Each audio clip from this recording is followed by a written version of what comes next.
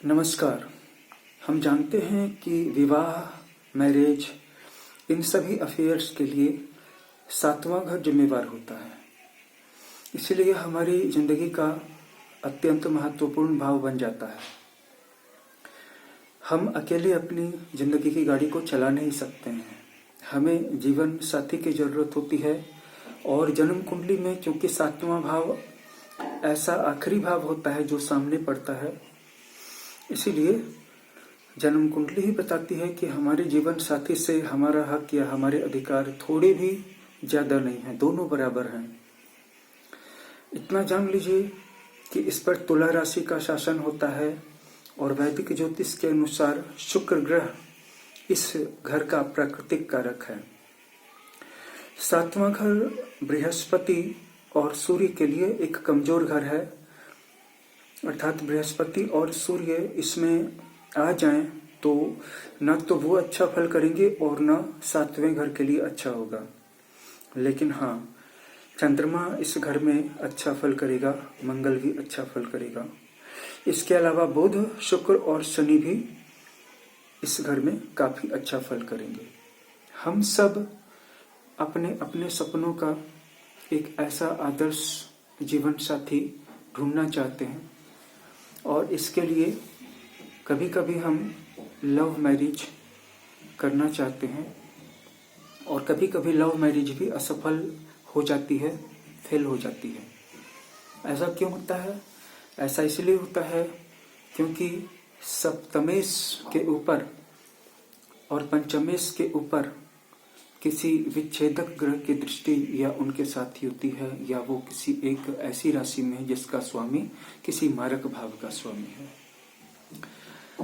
सप्तमेश और पंचमेश के बीच में गहरा संबंध हो, अटूट संबंध हो और इन दोनों पे ही, यानी कि इन दोनों ग्रहों पे और इन दोनों भावों पे किसी पाप ग्रह, विच्छेदक ग्रह की दृष्टि न हो, इस कंडीशन में ही कोई भी विवाह जो पहले लव था बाद में मैरिज में कन्वर्ट होता है।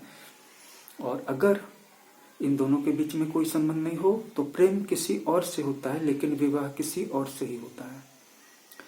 अगर पंचमेश और सप्तमेश में बिल्कुल भी कोई संबंध नहीं हो तो ज्यादा चांसेस हैं कि अरेंज मैरिज होगी।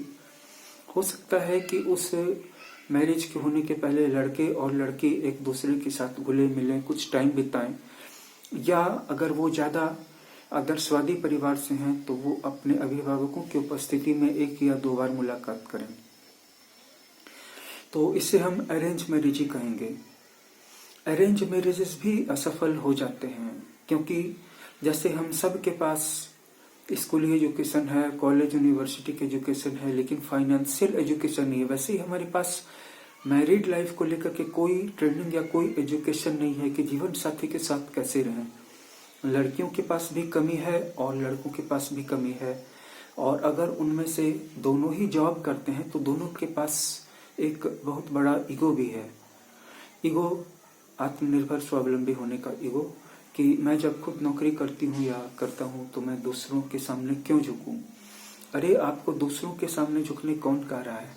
अपने जीवन साथी के साथ जैसे ही आप जुड़ी वैसे ही आपने ये प्लेज ले लिया, हालांकि ये कहीं लिखा हुआ नहीं है, ये अंडरस्टूड है कि आप अब झुके ही रहेंगे। पति भी झुका रहेगा, पत्नी भी झुकी रहेगी।